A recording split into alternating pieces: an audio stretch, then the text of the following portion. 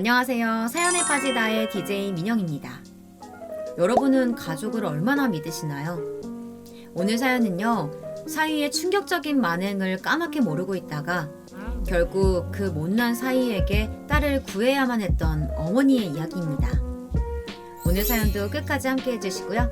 오늘의 이야기 시작해볼게요.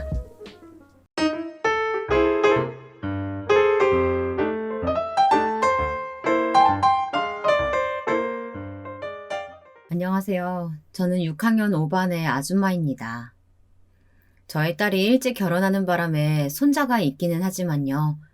아직까진 할머니로 불리기는 싫어서 만나는 사람마다 아직도 아줌마라고 우기곤 한답니다.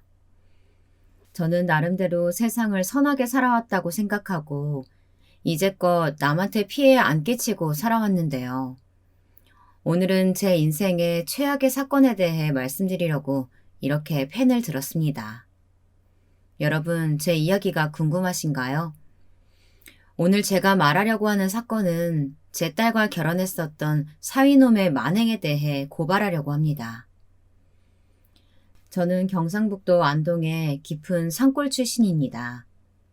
아버지는 나무를 해서 장에 내다 팔아서 저와 제 동생을 벌어먹여 살리고 어머니도 농사를 비롯해서 온갖 힘들고 험한 일을 하셔서 우리 자매를 키워오셨습니다. 어렸을 적엔 그저 산과 들에서 뛰어놀면서 봄에는 쑥을 캐고 여름에는 산딸기를 따먹고 하는 그야말로 산골 계집애로 자라났죠. 어머니 아버지를 따라서 낮에는 농사일을 돕고 밤에는 시골 학교 선생님들이 가르쳐 주시는 야학에 다니는 것으로 공부에 대한 목마름을 해결하곤 했습니다. 학교를 다닌 형편이 안 되어서 중학교만 겨우 졸업하고 저는 안동의 산골을 떠나 도회지로 이사를 왔습니다. 그곳에서 작은 양복점에서 미싱을 배우는 견습공으로서 사회생활을 시작했죠. 제가 일하는 양복점은 제가 살던 대구 시내에서도 예쁘고 튼튼한 양복을 만들기로 유명했던 장인이 운영하는 곳이었습니다. 엄격한 양복집 사장님 밑에서 저는 양복의 실밥 따내는 일부터 시작해서 재단, 가위질을 거쳐 미싱으로 양복 만들기까지 하나하나 착실하게 배워나갔습니다.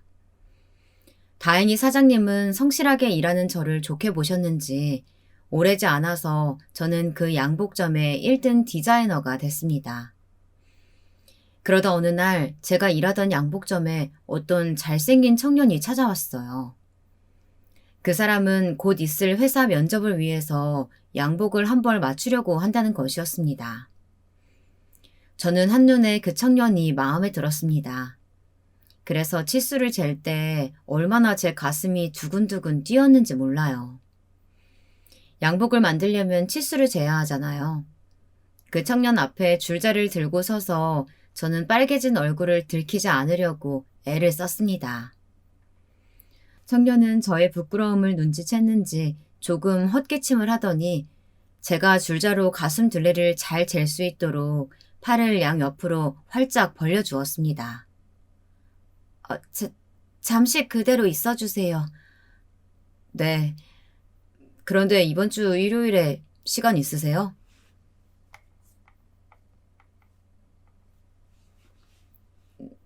네? 시간 되면 나랑 영화관 가는 거 어때요?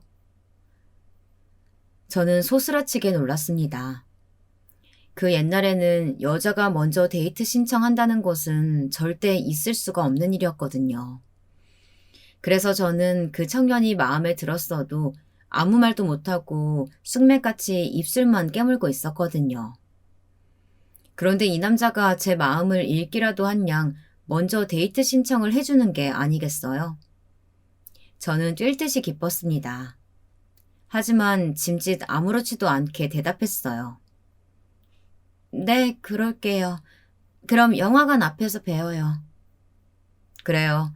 펑크내기 없깁니다. 저는 대답도 못하고 빨개진 얼굴로 겨우 고개를 끄덕였습니다. 청년은 그걸 제 대답으로 생각했는지 만족스러운 웃음을 짓더니 양복점을 나갔습니다. 이제 다들 눈치채셨겠지만 그게 저와 남편의 첫 만남이었습니다. 남편은 양복을 다 만들기까지 두세 번 저와 데이트를 계속했습니다. 그리고 난 후에 저에게 사귀자고 고백을 하더군요. 저와 그 사람은 2년을 연애하고 나서 당연하게 그 다음 수순처럼 결혼을 했습니다. 우리 집에서도 번듯한 회사에 합격해서 잘 다니고 있는 성실한 이 사람을 좋게 평가해줘서 오히려 아버지는 저희 결혼식에서 저한테 과분한 사람이라며 남편에게 잘하라고 당부까지 하셨을 정도입니다. 그때 당시엔 우리 친정이나 시댁이나 가진 게 별로 없었거든요. 그래서 우리는 양복점 근처에 있는 단칸방에서 신혼살림을 시작했어요. 옛날의 집 구조는 방 하나만 빼고는 욕실이며 화장실 모두 주인집과 같이 쓰는 구조였습니다. 저랑 남편은 그렇게 좀 가난했지만 낭만적인 신혼생활을 시작했습니다. 그리고 1년 후에 저는 임신을 하게 되었고 우리는 조금 더 큰 집으로 이사를 갔습니다. 거기서 낳은 딸이 제가 이야기하려는 오늘의 주인공이에요. 저는 딸 하나, 아들 하나 이렇게 두었는데요. 맏딸은 유난히 책임감이 강한 아이였습니다. 어려서부터 동생도 잘 챙기고 초등학교 6학년 때부터는 저 대신 밥도 하고 설거지도 하면서 바쁜 저를 대신해서 집안일을 도맡아 하기도 했습니다. 아주 착한 아이여서 자라면서 한 번도 제 속을 썩인 일도 없고 다른 아이들이 다 온다는 사춘기도 거의 없다시피 했어요. 그래서 저는 딸이 중고등학교 다닐 때에는 그 애를 혼낸다거나 싸운 적이 단 한 번도 없었습니다. 그즘 저는 일하고 있던 양복점에서 독립해 양장점을 하나 차렸는데요. 그게 잘 되어서 항상 바빴어요. 입소문을 타고 대구에 있는 여자들이 모두 제 양복점에 와서 투피스를 맞추고 모자를 사곤 했습니다. 남편은 다니던 회사에서 부장급까지 승진을 해서 우리는 전셋집을 어렵지 않게 탈출할 수 있었습니다. 40대 후반에 집을 사고 아이들이 어느 정도 크자 저는 잘 되고 있던 양장점을 정리하고 남편과 함께 여행을 다니면서 유유자적하게 살고 싶었습니다. 그때 큰아이는 대학생이었는데요. 23세 대구에 있는 대학에서 경영학과에 다니고 있었죠. 그런데 한 번도 속 썩이던 일 없던 이 딸아이가 어느 날 큰 사고를 치고 말았습니다. 저는 그날의 일을 선명하게 기억하고 있는데 그날은 장마철이었어요. 큰딸은 대학교 수업이 없어서 집에서 저를 도와 음식을 만들고 있었습니다.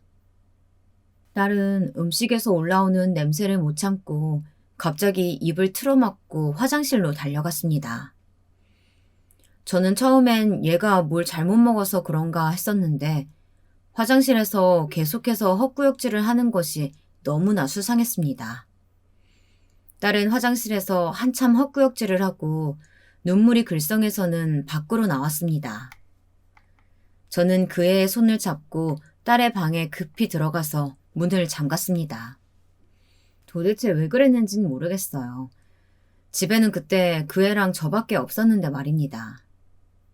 너 바른 대로 말해봐. 임신한 거 아니야? 딸은 한참을 아무 말 없다가 작게 고개를 끄덕이며 고개를 푹 숙였습니다. 저는 너무 황당하고 기가 막혔습니다. 누굴 사귀는 기색도 없었는데 도대체 어떻게 임신을 한 걸까요? 저는 그 애를 마치 탐문수사하는 형사처럼 다그치기 시작했어요. 애 아빠는 누구니? 도대체 언제 엄마도 모르게 누굴 사귄 거야? 뭔가 좀 그렇게 조심하라고 일렀는데 어떻게 된 거니? 엄마, 저 이 아기 낳고 싶어요. 제발 지우라고 하지 말아주세요. 저는 애 아빠가 누군지 물었는데 딸은 눈물을 뚝뚝 흘리면서 아기의 안위부터 걱정하는 것이었습니다. 저는 속으로 딸이 괘씸하고 배신감이 들었지만 그래도 부모로서 아이가 저지른 일에 대한 수습도 하고 딸의 남자친구도 만나봐야 되겠다고 생각했습니다. 저는 울고만 있는 딸에게 한 문장씩 겨우 대답을 들어서 그 아기 아빠가 같은 과 선배이며 군대는 갔다 왔고 어떻게 사귀는 사이가 되었는지 알게 되었습니다. 저는 생각할수록 분이 나서 그 남자친구의 핸드폰 번호를 물었어요. 그러자 딸이 그건 절대로 안 알려주려고 하는 거예요. 엄마, 제발요. 오빠는 아직 제 뱃속에 아기 있는 거 몰라요. 아직 말 안 했어요. 저 혼자 키우려고. 저는 딸의 말을 듣고 너무나 기가 막혔습니다. 남자가 돼서 책임질 일을 했으면 결혼을 하든 아니면 수술을 시켜주든 책임을 지게 하는 게 맞지. 내 딸이지만 아이가 너무 맹추같이 군다고 생각했습니다. 무슨 소리 하는 거니? 그 남자애한테도 이야기는 해야지. 어쨌건 아이 아빠인데 책임지게 해야지. 네가 못하면 엄마가 할게. 그놈 만나서 날짜 잡아봐라. 딸은 면목이 없었는지 내가 이야기하는 내내 고개만 푹 숙이고 입술을 깨물고 있었습니다. 그래도 몸이 안 좋은 애한테 너무 스트레스를 줄 수도 없어서 저는 딸에게 방에서 쉬라고 말한 다음 딸의 방을 나왔습니다. 그날 밤에 퇴근한 남편에게 딸의 임신 사실을 말해야 하는데 저는 도저히 입이 떨어지지 않았습니다. 남편의 부모님은 두 분이 다 학교 선생님이셔서 남편 역시 꼬장꼬장한 성격의 옛날 사람이었거든요. 특히 딸을 너무나도 예뻐했던 우리 남편은 사위를 보게 되면 회사 면접보다 더 까다롭게 고를 거라고 평소에도 그렇게 농담 반 진담 반으로 저를 비롯해 가족들에게도 말하고 다녔던 사람이거든요. 저기 여보, 우리 딸이... 그런 남편에게 딸이 사고쳐서 임신했다고 어떻게 이실직고를 하겠어요. 남편은 제가 말을 흐리며 우물쭈물하자 답답했는지 식탁에 와서 앉았습니다. 무슨 일인데 그래? 말하기 힘든 얘기야? 왜 이렇게 뜸을 들여? 그게 우리 딸이 사고를 쳤어. 학교에서 남자를 사귀었었나 봐요. 얼마나 긴장을 했는지 제 목소리가 떨려 나왔습니다. 남편은 임신이라는 단어를 듣자마자 어깨를 부들부들 떨더니 당장 화를 내며 딸의 방에 달려갔습니다. 너, 그게 정말이야, 너? 어느 놈이야? 어느 비겁한 놈이 널 이렇게 만들어? 그래놓고 아직도 네 임신 사실도 모른다고? 내 이놈의 자식을 그냥... 아빠, 그 사람 잘못 아니에요. 제가 조심하지 못해서 그랬어요. 그 사람은 탓하지 마세요. 아니, 아무리 봐도 그놈의 잘못인데 불쌍한 우리 딸은 그래도 사랑하는 사람이라고 자기 남자친구 편을 드는 겁니다. 저와 남편은 딸의 눈을 보자 한숨만 나왔습니다. 완전히 사랑에 빠진 여자의 눈이었거든요. 그런데 그 상대는 누군지 알지도 못하는 놈이니 얼마나 저도 남편도 답답했겠어요. 남편은 그래도 딸에게 윽박지르지는 않고 조용히 그 남자의 연락처를 물었습니다. 그리고 그 애한테 문자를 보냈어요. 곧 우리 집으로 그 애가 전화를 했고 남편은 딸에게 눈짓으로 전화를 받으라고 했죠. 딸은 떨리는 손으로 전화기를 들었습니다. 윤이구나. 무슨 일이야? 오빠 보고 싶어서 문자한 거야? 아니, 오빠 그게 아니고... 딸이 답답하게 말끝을 흐리자 남편이 수화기를 뺏어들고는 다짜고짜 딸의 남자친구에게 큰 소리로 호통을 치기 시작했습니다. 자네, 나 윤희의 빌세. 조만간에 좀 만나야겠는데 우리 집으로 와. 지금의 사위는 갑자기 여친의 아버지가 등장하자 깜짝 놀랐는지 목소리가 떨렸습니다. 네, 아버님이시라고요? 네. 제가 윤희를 사귀고 얼마 안 되어서요. 아직 부모님 만날 단계까지는 아닌데. 남자친구의 마지막 말은 이제까지 꾹 눌러 참고 있던 남편의 인내심을 완전히 폭발하게 만들어 버렸습니다. 우리 남편이 평소에는 아주 유하지만 한번 화가 나면 화산 같은 사람이었거든요. 뭐라고? 어디서 이놈이? 좋은 말 할 때 당장 우리 집으로 튀어와! 네가 무슨 짓을 했는지 알아? 어디서 이놈이 내 딸 임신시켜놓고서는 꼬리를 자르려는 거야? 임신이요? 윤희가 그런 말은 안 했는데? 아버님 일단 진정 좀 하시고요. 시끄러! 내가 지금 진정하게 생긴 줄 알아? 너 같은 놈은 당장 물 끌어내고 싶지만 어떻게 생겼나 얼굴이라도 봐야겠으니까 얼른 튀어와. 남편은 그렇게 쏘아대고는 화가 나서 전화를 던져버리듯 끊고 말았습니다. 저와 제 딸은 조마조마한 마음으로 그 두 남자의 대면을 걱정스럽게 바라보았습니다. 곧 딸의 남자친구가 집으로 왔습니다. 남편은 그 애의 얼굴을 보자마자 멱살을 잡아 끌다시피 해서 거칠게 응접실 소파에 앉혔습니다. 아버님! 너무 과격하지 않습니까? 제가 무슨 잘못을 했다고 이러세요? 뻔뻔스럽게도 사위놈은 아직도 정신을 못 차린 듯이 남편에게 볼멘 소리를 하고 잡힌 목덜미를 문지르면서 자리에 앉았습니다. 그리고는 딸을 불러 물을 달라고까지 하는 게 아니겠어요. 이 뻔뻔한 자식이. 그럼 순진한 여학생 꼬셔서 임신이나 시킨 게 잘못이 아니라 자랑인가? 너 내 딸이랑 무슨 짓 한 거야? 아니, 얘가 저 좋아한다고 달라붙은 거라니까요? 윤희가요. 저 복학하고 난 다음부터 엄청 저를 쫓아다녔단 말이에요. 그렇게 말하는 그 녀석의 뒤통수를 세게 한 대 쳐주고 싶었지만 딸이 옆에서 제 남자친구를 감싸고 도는 바람에 애석하게도 그렇게 못했습니다. 딸은 남자친구를 대신해서 아버지와 싸울 듯한 기세로 팔짱을 끼고 말했습니다. 아빠, 우리 오빠 잘못 없어요. 정말로 제가 오빠한테 반해서 쫓아다닌 것도 맞고 제가 잘못해서 악이 생긴 거니까 나무랄 거면 저를 나무라세요. 제발요. 이렇게 말하면서 눈물을 터뜨리는데 어떻게 더 그 놈을 혼낼 수가 있겠습니까?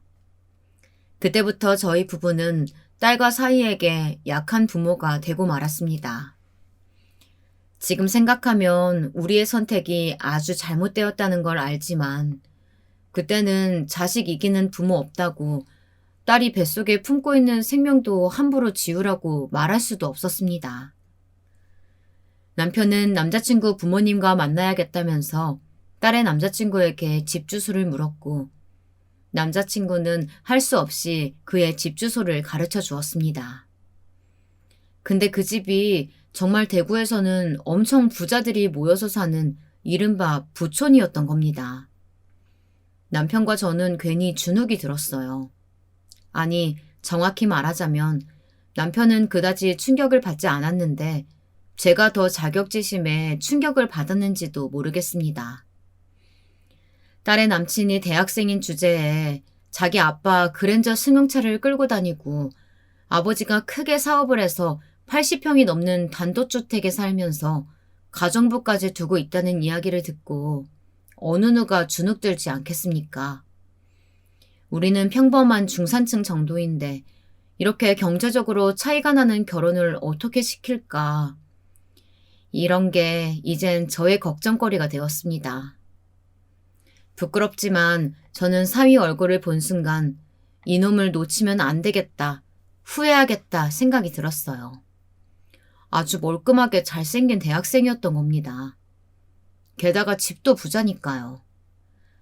지금에서야 그때 그런 생각을 한 제가 틀렸다는 걸 뼈저리게 느끼고 있지만 그땐 아무튼 그랬다는 이야기입니다. 그 집에 시집가면 우리 딸이 최소한 고생은 안 할 것 같다는 희망적인 생각이 들더라고요. 그래서 저는 노선을 바꿔서 얼른 딸과 사위의 결혼을 추진한 쪽으로 생각을 고쳐먹었습니다. 한편 남편은 화가 나서 사위의 부모님을 만났는데 생각 외로 그 두 분이 너무 점잖으셨다고 하더라고요. 그래서 더 이상 화를 낼 수가 없어서 남편은 한층 가라앉은 목소리로 이렇게 말했습니다. 제가 오늘 두 분을 뵙게 된 것은 저희 딸과 댁의 아드님이 사귀는 도중에 사고로 저희 딸이 댁의 따님이 임신했다는 이야기지요. 알고 있습니다. 제 아들놈이 미우시겠지만 한번 봐주세요. 저희는 윤희를 가족으로 받아들일 각오까지 하고 있습니다. 나 참, 뭘 잘했다고 각오시기나 한데요. 지금 생각해보면 기야말 일이죠. 멀쩡히 학교 잘 다니는 처녀 애를 임신시켜 놓고는 그럼 그냥 입 닫고 책임도 안 지려고 했다는 말인가요? 저는 가만히 사돈될 사람들을 천천히 뜯어보았습니다. 시아버지는 인자하게 생기셨지만 시어머니는 호랑이처럼 기가 세게 생겼더라고요. 아차, 우리 은희가 결혼하면 초반에 고생을 좀 하겠구나 하는 생각을 제 마음대로 전개하고 있을 때였습니다. 제 사위라는 놈이 갑자기 그놈의 부모에게 말을 툭 던지더라고요. 아, 그런데 엄마 아버지, 저 결혼 꼭 해야 돼요? 아직 대학생이고 해야 할 일도 많은데 졸업하고 대학원도 더 다니고 싶고요. 그냥 윤희 뱃속 아기 산부인과 가서 지우면 안 되나? 아들의 이 오만방자한 말에 점잖던 시댁 어른들조차 눈이 휘둥그레졌습니다. 제 분노는 말할 것도 없었고요. 저런 썩을 놈을 봤나. 감히 누구 딸 몸에 칼을 대려고. 제 얼굴이 분노로 울그럭불그럭해진 걸 눈치채고 남편이 가만히 제 손을 잡고 말했습니다. 여보게, 자네 생명이 얼마나 숭고한 것인지 모른단 말인가? 어떻게 내 딸의 아이를 지우라고 말한단 말이야. 어른들 앞이어서 그랬는지 남편의 말투는 제법 침착했지만 제 손을 잡은 손에는 힘이 꽉 들어가 있었습니다. 저는 곧 알 수 있었죠. 남편도 어쩔 수 없이 화를 누르고 있다는 것을요. 사위놈의 어머니는 자기 아들을 짝 째려보더니 아들의 뒤통수를 한 대 퍽 후려쳤습니다. 옳거니 잘한다. 아까부터 제가 하고 싶었던 걸 사부인이 대신해주자 저는 후련한 기분을 느끼면서 남편의 손을 놓을 수가 있었습니다. 시끄러워, 이 자식아. 네 잘못으로 이렇게 된 거 아니야. 그러니까 몸가짐을 조심하라고 했잖아. 요즘은 남자가 더 조심해야 되는 거야. 아파, 엄마. 알았어. 알았다고. 내가 책임지면 되는 거지. 결혼해주면 될 거 아니야. 아니, 결혼을 해준다뇨. 저는 다시 저 얄미운 사이놈의 뒤통수를 때려주고 싶은 마음을 꾹 누르며 사부인에게 말했습니다. 애들 결혼은 최대한 조용히 치르시죠. 학기 중이니까 일단 우리 애는 휴학을 시키고 집에서 태교나 하라고 해야겠습니다. 대학교에 무슨 흉한 소문이 돌지 모르니까요. 그리고 애 낳고 나서는 사부인이 애 봐주시겠죠. 제가 그 말을 하자마자 사위놈의 어머니 표정이 확 변했습니다. 아니, 제가 왜 애를 키웁니까? 두 애들이 애 만들었잖아요. 우리 아들 잘못만도 아니니 책임은 둘이 지라고 해야죠. 저는 그 애 못 키웁니다. 그런 줄 아세요. 아니, 그럼 우리 애 대학은 어떻게 하고요? 남은 학기 마치고 졸업은 시켜야죠. 그렇게 따님이 걱정되시면 사부인이 손주 봐주시면 되겠네요. 제가 욱하려는 것을 남편이 다시 제 손을 잡았습니다. 그리고 고개를 좌우로 저었습니다. 참으라는 뜻이겠죠. 남편은 애써 미소를 지으면서 사위의 부모님을 바라보고 말을 이어갔습니다. 저희 딸이 아무 잘못이 없다고 말은 하지 않았지만 사부인 말씀대로 애는 둘이 만들었으니 그럼 대개 아드님도 학교 그만 다니고 돈 벌어서 우리 딸과 태어날 손주 부양해야 되는 거겠네요. 안 그렇습니까, 사돈어른? 남편은 이번에는 사돈어른을 보며 말을 이었습니다. 우리 남편이 어디 가서 말빨로 빠지는 사람은 아니었거든요. 사돈어른은 말없이 고개를 끄덕였습니다. 그리고 사부인에게 말했어요. 여보, 당신이 좀 져줘야겠어. 아직 공부해야 되는 우리 아들인데 그럼 어떡하겠어. 그리고 저 애도 우리 집에 들어와서 사는 게 맞지. 어떻게 쟤네 둘이 나가 살면 살림할 수 있겠어? 아직 어린데. 사부인은 남편의 말이라면 그저 꼼짝을 못하는 건지 분한 마음을 누르고 겨우 고개를 끄덕였습니다. 그래서 얼떨결에 급하게 우리 딸을 결혼시키고 시댁에 들여보냈죠. 그렇게 한 결혼이 저라고 뭐 마음에 들기라도 했겠습니까? 우리 딸 번듯한 직장에 들여보내서 커리어 우먼 만들어보는 게 저의 소원이었는데 이젠 뭐 직장 생활은 물론이고 대학교 남은 학기나 다 마칠 수 있을지조차 불투명해져 버렸습니다. 저는 딸의 결혼식장에서 속상해서 눈물을 흘렸습니다. 딸은 제 이런 마음도 모르고 뭐가 그렇게 좋은지 미운 사위놈의 팔짱을 꼭 끼고 행복한 웃음을 짓고 있지 않겠어요? 내 저놈의 기집애를 그냥. 그렇게 시댁에서 시작한 딸의 신혼생활은 처음부터 순탄치가 않았어요. 시부모님 앞에서 잔뜩 얼어 있었던 딸은 시댁에서 구박을 받고 살았던 모양입니다. 그것도 저는 아주 나중에서야 알았습니다. 평소에 딸이 내색을 전혀 안 했거든요. 그 애는 워낙에 착한 아이였고 부당한 일도 속으로 참아내는 성격이었습니다. 그러다 보니 딸의 몸은 여기저기 망가져가기 시작했어요. 시댁이 워낙 잘 사는 집안이라 그 애가 직접 밥이며 빨래 같은 집안일을 할 필요는 없었지만 나중에는 딸이 집안 살림까지 해가면서 시어머니 등살에 시달린 걸 알게 되었습니다.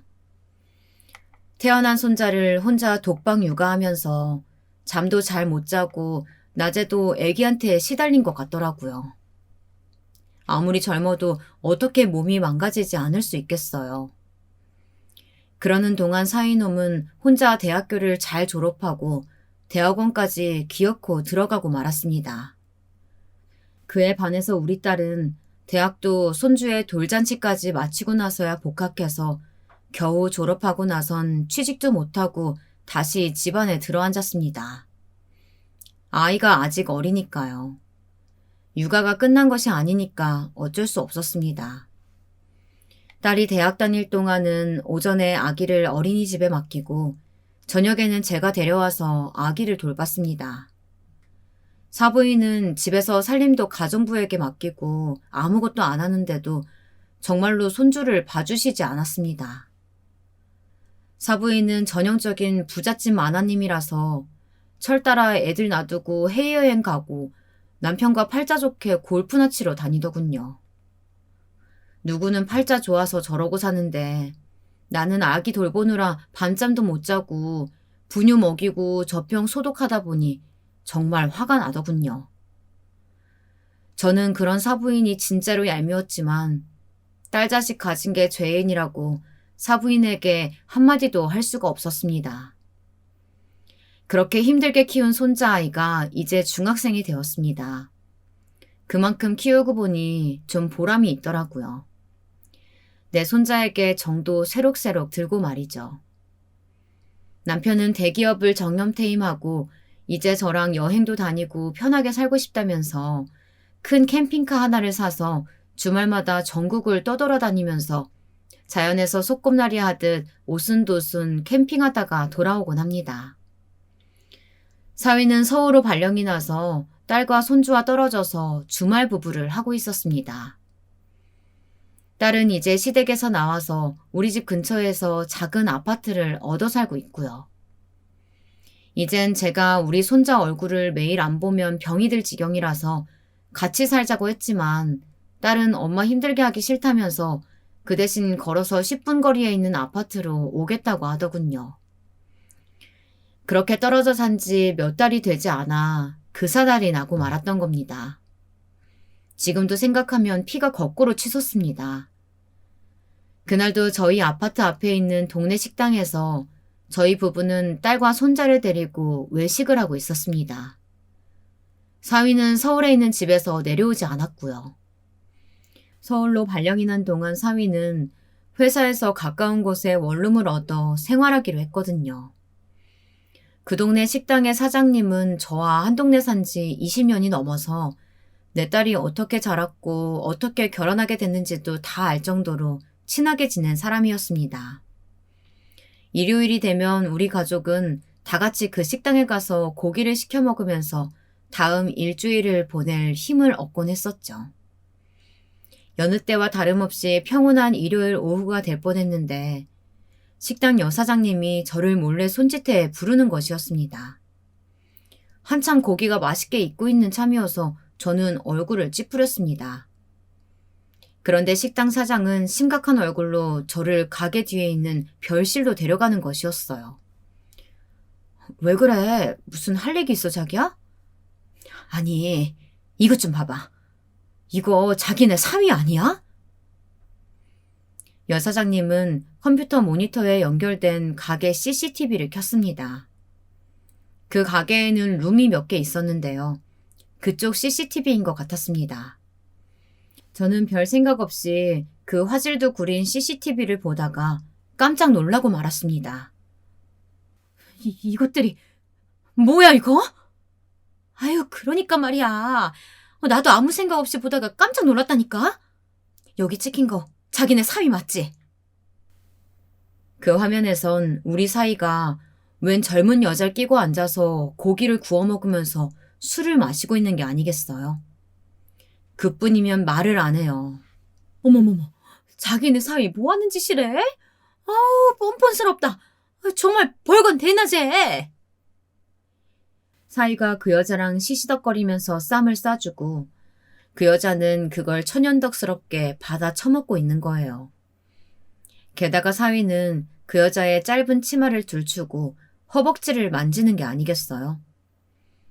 점점 더 영상이 가관이었습니다.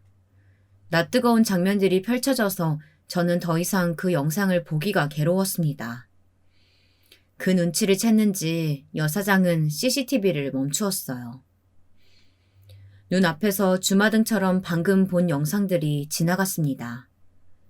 저절로 주먹이 쥐어지고 눈에는 뜨거운 눈물이 났습니다. 사위라는 새끼가 우리 딸을 배신하고 바람을 피운 현장을 잡아버린 겁니다. 저는 기가 막혀서 다리에 힘이 풀려 그 자리에 주저앉고 말았습니다. 자기야, 정신 놓으면 안 돼. 이제부터 정신 바짝 차려야 된다. 인간 말종 같은 사위놈 아주 홍군형을 내줘야지. 사장님의 말이 맞았습니다. 인간 같지도 않은 놈. 제 사위는 단숨에 바람핀 나쁜 새끼가 되었고 제 가족에서 퇴출되어야 할 1순위 대상자가 되고 말았습니다. 자기야, 이 영상 원본 지우지 말고 꼭 가지고 있어. 알았지? 내 이 년놈들이 그냥... 식당 사장님은 비장하게 고개를 끄덕였습니다. 그리고는 저와 함께 앞으로 어떻게 해야 할지 의논하겠다고 했습니다. 그 여사장은 오지랖이 넓은 동네 반장 같은 아줌마라서 이런 일을 한두 번 본 게 아니라 저한테도 아주 큰 도움이 되었어요. 내가 자기네 사이가 또 그 여자 데리고 오면 꼭 사진 찍어서 증거 남길게. 알았지? 그러니까 얼른 딸내미 이혼시켜. 더 마음 다치기 전에. 아니요. 아직 그럴 때가 아니죠. 저는 딸 몰래 이 사이놈의 만행을 더 조사해야겠다고 마음먹었어요. 그리고 집에 가서 남편에게 말했습니다. 오래간만에 사위 얼굴이나 보고 올까? 여보, 나 좀 서울 집에 데려다 줄 수 있어? 내가 반찬 좀 해서 우리 사위 잘 지내나 보고 올라니까. 남편은 뜬금없이 사위를 보고 오겠다는 제 말에 조금 고개를 갸웃거렸지만 그러지 말란 법도 없으니 흔쾌히 서울을 같이 가겠다고 했습니다. 저는 얼른 사위가 좋아하는 장조림, 멸치 등등 밑반찬을 만들어 싸가지고 남편과 함께 사위가 사는 회사 근처 서울집으로 향했습니다. 일요일 저녁에 서울 가는 길은 조금 혼잡해서 저는 사위가 사는 원룸 오피스텔에 자정이 다 돼서야 도착할 수 있었습니다. 저는 차에서 기다리겠다는 남편에게 말했습니다. 당신도 우리 사위 얼굴 좀 보고 싶지 않아? 나랑 같이 올라가요. 오랜만에 사위한테 술이라도 좀 얻어먹든지. 나 여기 있으면 안 돼? 사위 보기 아직 좀 껄끄러운데. 내 그놈한테 맺힌 게 좀 많아서. 바로 그러니까 그놈의 쌍판떼기를 봐야 한다는 겁니다. 저는 잠자코 안 가겠다는 남편을 설득해서 사위의 원룸 앞에서 벨을 눌렀습니다. 곧 안에서 우당탕탕 소리가 나고 한바탕 난리가 벌어진 듯한 소리가 나더니 사위가 실크 가운을 입고 문을 열었습니다. 어지간히 놀란 눈치더군요. 내가 잘 있나 얼마나 궁금하던지 이렇게 말 안 하고 찾아와서 미안하네. 저는 화를 꾹 참고 억지 미소를 지으면서 사위놈의 얼굴을 살폈습니다. 현관에 있던 여자 구두는 숨기긴 했는지 사위는 당황한 기색이 보이지 않더군요. 뻔뻔한 놈. 아버님, 어머님, 오시려면 미리 말씀이라도 해주지. 갑자기 이렇게 오시면 어떡해요. 제가 대접할 것도 없고 집도 정리가 안 됐는데. 괜찮아. 그냥 자네 얼굴 보고 싶어서 내가 자네 좋아하는 반찬 싸가지고 왔어. 이것만 냉장고에 넣고 금방 갈 거야. 그런데 화장실 어디 있어? 제 입에서 화장실이라는 소리가 나오자 사위의 얼굴이 금방 똥 씹은 표정이 되어버린 겁니다. 옳거니 그년이 거기 숨어 있었던 거예요. 저는 일부러 크게 들리라는 듯이 말했습니다. 내가 여기까지 올라올 때 휴게소를 안 들려가지고 소변이 급한데 얼른 화장실 좀 갔으면 쓰겠네. 나 화장실 써도 되지? 아니, 안 돼요, 어머님. 화장실에 물이 안 내려가요. 들어가시면 안 돼요. 사위는 정말 급했는지 화장실 문을 가리고 제가 못 들어가게 막았습니다. 그러나 저는 사위를 얼른 밀치고 화장실 문을 벌컥 열었습니다. 그곳에는 가슴을 다 내놓은 채 덜덜 떨고 있는 사위의 상간녀가 있었습니다. 이년이? 너 도대체 누구야? 여기서 뭐 하는 거야? 이년이 우리 사위랑 무슨 짓 했어? 저는 계획대로 뻔뻔한 사위놈의 바람 현장을 잡아내고야 말았습니다. 옆에서 남편의 눈도 화등짝만해져선 남편은 미친 듯이 사위의 등짝을 때리기 시작했습니다. 어이, 나쁜 놈! 미친놈아! 딸 배신하고 서울서 이렇게 다른 년이랑 뒹굴고 있었어? 이 때려 죽여도 시원찮은 놈아! 남편은 어디라고 할 것 없이 마구잡이로 사위의 온 몸뚱아리를 때렸어요. 그러면서 악에 받쳐서 소리를 질렀습니다.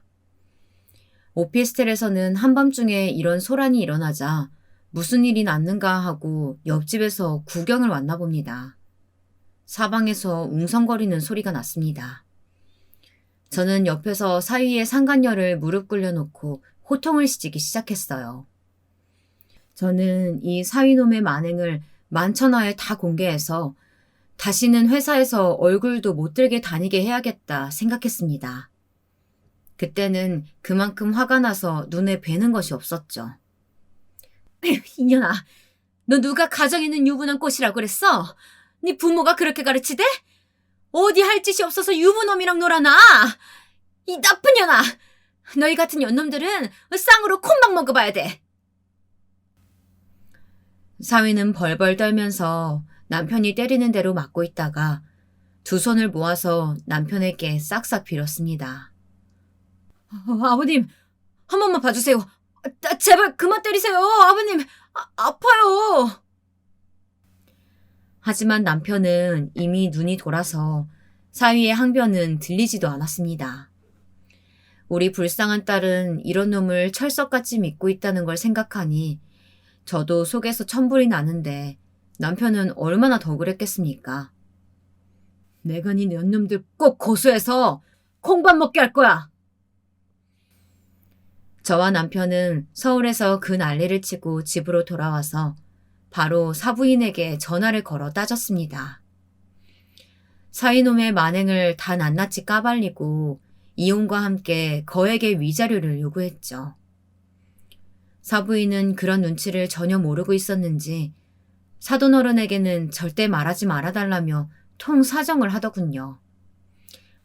우리 아들이 잠깐 눈이 돌아서 실수한 것 같은데 사부인이 이해 좀 해주시고요. 제발 고소는 하지 말아주세요. 네? 우리 박가더든 아시면 우리 아들 죽어요. 제발 부탁드려요. 그러나 그 말을 들어줄 제가 아니었습니다. 사부인, 대개 아드님 인생 이제 끝난 거나 다름없어요. 그러니 진작에 아들 간수 좀 잘하시지 그랬어요. 댁내 아들 조금만 단속하고 신경 썼으면 이렇게 아들이 바람이나 피고 다닐 일은 없었을 거 아니에요. 아휴, 이번 일은 댁이 아들 잘못 키워서 그런 거예요. 저는 평소에 사부인에게 못하고 꾹꾹 눌러 담았던 말들을 시원하게 다 쏟아내버리고 말았습니다. 사부인은 기가 막혀 콧방귀를 뀌었지만 제가 하는 말이 다 맞는 말 아니겠어요. 그러니 입이 10개라도 저한테 더 이상 대거리 하지는 못하더라고요. 딸 역시 이번 일로 마음을 많이 다쳤지만 그래도 제가 생각한 것보다는 훨씬 덤덤하게 이혼을 받아들이더라고요. 제가 딸 마음 다칠까봐 사위 바람 피운 것을 비밀로 하려고 했었는데 딸은 이미 얼핏 눈치를 채고 있었나 봅니다.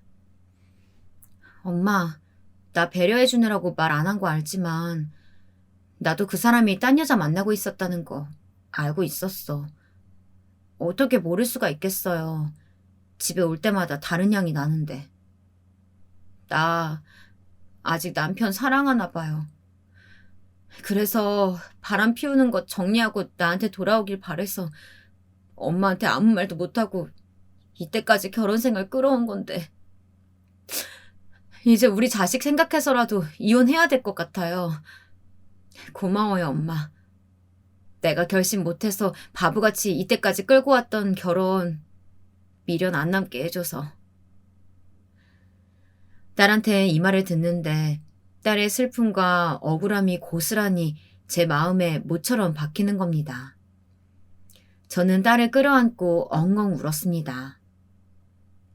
우리 딸, 네가 뭐가 모자라서 그런 가시밭길을 가. 그냥 이혼하고 우리랑 같이 살자. 괜찮아. 그 나쁜 놈이랑 잊어버리고 다른 착한 남자 만나서 재혼해도 되잖아. 네가 뭐가 모자라서 바보처럼 참고 살아. 엄마, 나 그 집에서 외로웠어. 시댁이라고 들어가 사는 동안에 내가 얼마나 외로웠는지 몰라. 제가 울기 시작하자 딸의 마음도 풀어졌는지 딸도 저를 끌어안고 마음속에 담아뒀던 말들을 쏟아내더라고요. 딸의 말에 의하면 시댁에서 우리 손자를 키울 때도 그 뻔뻔한 놈은 집에 매일 공부한답시고 늦게 들어왔답니다. 육아는 하나도 도움을 안 준 건 뻔한 일이고요. 대학을 졸업하고 나서는 대학원 생활하면서 그때부터 다른 여자들을 다양하게 만나왔다는 겁니다. 그런데 사부인은 그런 제 아들한테 하나도 신경을 안 쓰고 살더랍니다. 아들이 집에 왔는지 밥을 먹었는지 그런 것도 모르고 아예 관심조차 없었다고 하네요. 게다가 사부인은 처음에는 살림은 안 하고 아이만 키우고 있던 우리 딸에게 집안일 시킨다고 가정부를 내보내고 집안 살림까지 하게 했답니다. 그 부잣집에서 뭐가 부족해서 그러겠어요. 다 우리 딸 고생시키려고 그런 거였죠.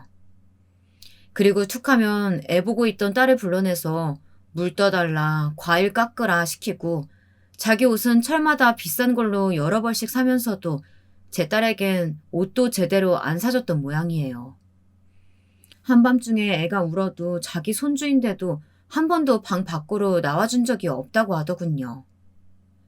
시아버지 역시 사업한다는 핑계로 밖으로만 돌며 집안일에 신경도 안 쓰고요.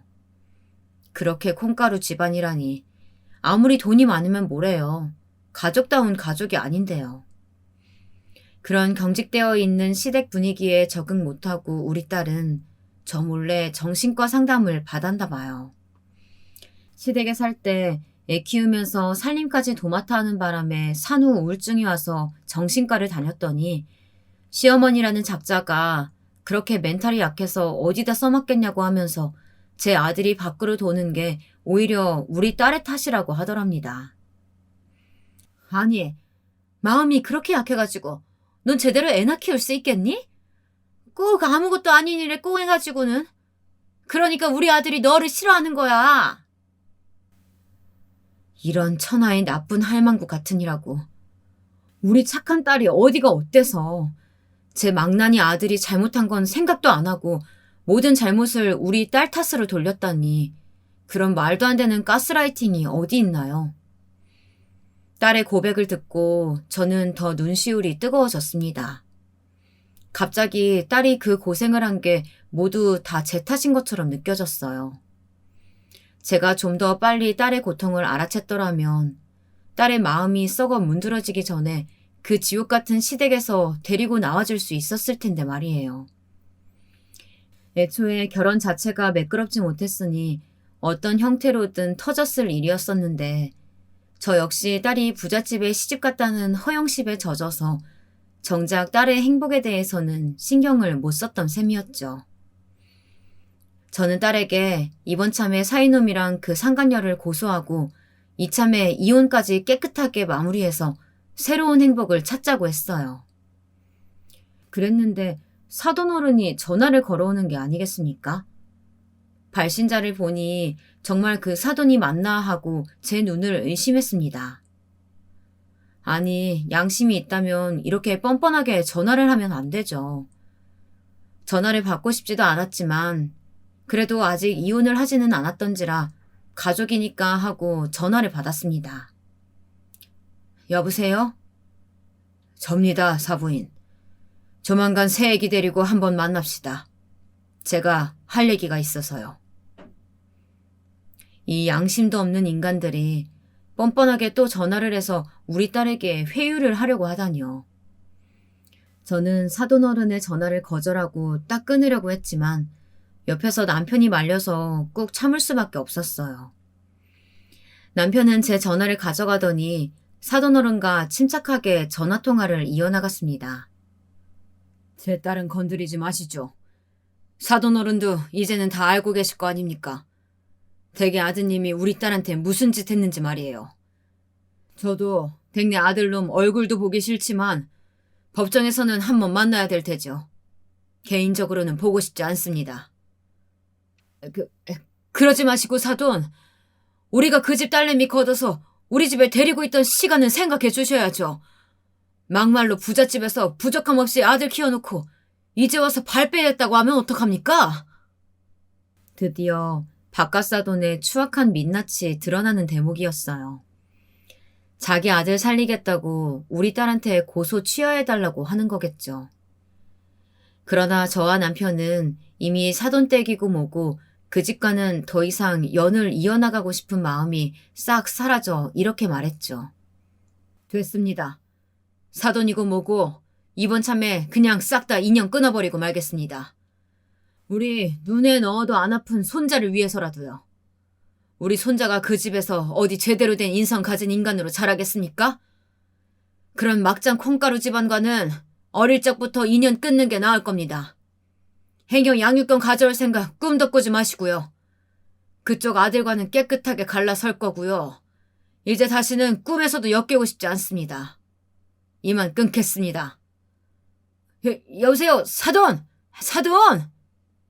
전화를 끊어버리고 나서 남편은 앞으로 사돈어른이 전화를 걸어오면 다 자기한테 넘기라고 하더군요. 저는 그때 남편에게 든든한 가장의 얼굴을 보았습니다. 평소에도 물론 우리 가족을 위해서 열심히 노력하는 사람인 건 알고 있었지만 이때만큼 남편이 멋있어 보인 적이 없었습니다. 그 후엔 어떻게 되었냐고요? 사위와 그 상간녀는 둘 다 검찰에 넘겨져서 조사를 받았습니다.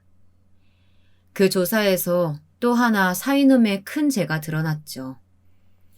사위는 자기가 다니던 서울의 무역회사에서 상간녀와 짜고 거액의 회사 돈을 횡령했던 모양입니다. 사위와 놀아났던 그 나쁜 년이 그 회사의 격리 담당이었는데 알고 봤더니 둘이 짝짝꿍이 맞아서 회사 일로 출장 가는 척하면서 몰래 놀러 다니고 그 비용을 겁도 없이 회사에 버젓이 청구했답니다. 그리고 그 돈으로 술도 마시고 바람 피우러 다니는 호텔비로도 쓰고요. 그런데다가 회사의 법인카드도 지들 마음대로 막 썼더라고요. 지들끼리 무슨 기념일을 만들어서 아주 큰 보석 박힌 반지도 그년에게 선물하고요. 나쁜 놈의 새끼. 우리 딸한테는 생일에 꽃 한 송이 해준 적도 없는 사위놈이 상간녀한테는 그랬다는 소리를 들으니까 저는 피가 거꾸로 솟는 것 같았습니다. 처음에는 격리 담당인 그 여자가 찔끔찔끔 회사 카드로 명품 옷이니 가방을 사는 등 제 사적인 욕심을 채우기만 했었는데 우연히 그 사실을 알게 된 우리 사이가 상간녀를 은밀하게 만나서 상간녀의 횡령 사실을 회사에 알리겠다고 했답니다. 그랬는데 상간녀가 또 그렇게 예뻐 보였는지 오히려 둘이 눈이 맞게 되었답니다. 그리고 사위는 점점 간이 커져서 당장 몇 억의 회사 돈을 제 차명의 통장에 넣어놓고 그걸로 주식도 하다가 크게 망하기도 했던 모양이더라고요. 아니, 그 멍청한 놈이 이게 얼마나 큰 범죄인지 알지 못했을까요? 사위는 체포되고 나서도 정신을 못 차렸는지 구치소에 면회온 제 엄마에게 말해서 얼른 자기를 빼내달라고 칭얼거렸답니다. 그런데 그게 가당키나 하겠습니까? 바람 피워 이혼 소송하면 보석이나 뭐 어떻게 해서든지 지 부모 도움 받아 빠져나올 수도 있었겠지만 회사 돈을 횡령해놓고는 부모라고 그걸 어떻게 가려줍니까? 아무리 제 부모가 부자여도 그렇죠. 그건 절대 안 될 말이지 않아요. 몇 개월 뒤 법정에서 만난 제 사위의 얼굴은 까칠하게 수염이 자란 초췌한 얼굴이었습니다. 고개를 푹 숙이며 변호사의 옆에서 상간녀와 함께 앉아있는 모습에 딸은 옆에서 또 제 남편이라고 불쌍했는지 눈물을 찍어내고 있더라고요. 저는 딸의 옆에서 딴 생각하지 못하게 단단히 일러두어야만 했습니다. 윤희야, 명심해. 너 저놈 절대 동정하지 말아라. 저놈은 너를 배신하고 너희 아들에게도 죄를 지은 그저 못난 애비일 뿐이야. 전현이랑 같이 앉아있는 꼴 좀 봐라. 넌 저 면상을 보고도 화가 안 나니? 알아요. 하지만 그래도 어떡해요. 얼굴 보니 또 불쌍한걸. 많이 고생했나 봐요, 정소방이. 참나, 정말이지 어이가 없었습니다. 저는 사위를 동정하는 듯한 딸의 말에 기가 막혀서 팔짱을 끼고 씩씩거리기만 했습니다. 재판이 시작되자 우리 쪽 검사가 딸을 증인으로 불렀습니다. 저는 마지막까지 딸은 증인으로 안 부르길 바랬지만 이 사건의 피해자는 딸이기도 하고 남편의 만행을 증명해줄 사람은 또 우리 딸밖에 없으니까요. 마음 같아서는 제가 불쌍한 우리 딸을 대신해서 증언이라도 하고 싶었습니다. 딸은 힘없는 걸음걸이로 증인석으로 나갔습니다. 그러자 그때까지 고개를 숙이고 가만히 앉아있던 사이놈이 갑자기 벌떡 일어나서 소리쳤습니다. 여보, 나 좀 봐. 나 좀 살려줘, 제발. 당신만 나 용서하고 마음 고쳐먹으면 우리 다시 시작할 수 있잖아. 우리 아들을 생각해, 어? 나 고소 취하해줘. 안 그래도 나 횡령으로 감옥 가게 생겼다고. 피고인, 조용하세요. 한 번만 더 이렇게 법정에서 소란 피우면 법정 모도죄도 추가될 수 있습니다. 판사가 명령하자 당장 법원 경비들이 나와서 사위를 다시 그 자리에 눌러 앉혔습니다. 사위는 얼굴이 시뻘개져서 씩씩거리더니 결국 풀이 죽어서는 얌전히 다시 자리에 앉더라고요. 사위놈의 입에서 막상 여보라는 소리가 나오자 딸은 마음을 굳게 먹었는지 결혼 기간 동안 사위가 육아에 도움도 하나 안 줬고 대학원 다니면서 딸 몰래 다른 여자들과 놀아난 사실까지 하나도 빼놓지 않고 다 말해버리고 말았습니다. 사위놈 옆에 앉아있던 상간녀조차 사위의 뻔뻔함과 끝을 모르는 바람기에 혀를 내두를 정도였습니다. 그러면 그놈이 얼마나 대단한 놈이었는지 여러분들도 짐작이 가실 거라고 생각돼요. 자기, 나밖에 없다고 한 거 다 거짓말이었어? 유부남인 것만 알았지. 살면서 그 정도 문어다리 건칠 줄은 몰랐네. 내가 미친년이지. 이런 남자 새끼가 뭐가 좋다고 내 신세를 망쳤는지 몰라. 사위는 이제 지쳤는지 아무 말 없이 고개만 숙이고 있었습니다. 그 옆에서 상간녀는 사위의 등을 치며 신세 한탄을 하고 있더라고요. 뻔뻔한 사위놈이 그 뱀 같은 혓바닥으로 얼마나 많은 여자들을 구워 삶았는지 모르겠어요. 저는 까도 계속 나오는 양파 같은 사위의 바람기와 만행에 뒷목을 잡고 거의 기절 직전까지 갔습니다. 딸에게서 한번 들은 이야기이긴 했지만 들을수록 새록새록 혈압이 오르고 열이 받더라고요. 그래서 어떻게 됐겠어요. 사위놈은 상간녀와 나란히 실형 선고를 받고 경제사범으로 징역을 살게 되었습니다. 이제 우리 딸은 그 징글징글한 바람둥이 사위놈에서 벗어나서 평온한 나날을 보내고 있습니다. 우리 손자도 이젠 중학교를 졸업했답니다. 우리 손자는 제 아버지가 감옥살이 하는 줄은 몰라요. 제가 사돈의 사자도 못 꺼내게 단속한 덕분이죠. 우리는 사돈집을 상대로 우리 손주에게 접근 금지 명령을 신청했습니다. 그 원수 같은 사돈집 사람들하고는 절대로 못 마주치게 앞으로도 단속할 작정이고요. 우리 손자는 이번 겨울방학 때 미국으로 보내버리려고 합니다. 남편이 그러더라고요. 다시는 제 아빠와 얼굴도 못 보게 키울 거라고요. 그리고 딸도 같이 미국에 보내려고요. 그쪽에서 아예 자리를 잡으라고 할 생각이에요. 아니 막말로 그쪽에 있다가 능력 있고 착한 외국인 남자랑 결혼해서 영주권 얻고 눌러 살아도 괜찮지 않겠어요? 뭐 어디에서 살든 그 망나니 같은 사위놈만 싹 잊어버릴 수 있다면 저는 더 바랄 게 없을 정도입니다. 여러분, 제 이야기 어떠셨나요? 어떤 분들은 말도 안 된다고 못 믿으실지도 모르겠지만 이 이야기는 전부 다 사실입니다. 제가 실제로 겪은 일이고요. 다시는 겪고 싶지도 생각하고 싶지도 않은 일이기도 합니다. 제가 며칠 전에 용한 무당에게 우리 딸 앞으로의 사주를 보았는데 이제 겨울이 지나갔고 봄이 온다는 소리를 들으니 얼마나 기뻤는지 몰라요. 사위놈 같은 바람둥이 망할 놈 어서 잊어버리고 우리 딸에게도 근사한 남자가 찾아오기를 이 어미는 항상 빌고 또 빈다고 전해주고 싶습니다. 우리 딸 아직 젊고 앞길이 창창하니까 좋은 남자 만날 수 있겠죠. 제 오늘 사연은 여기까지입니다.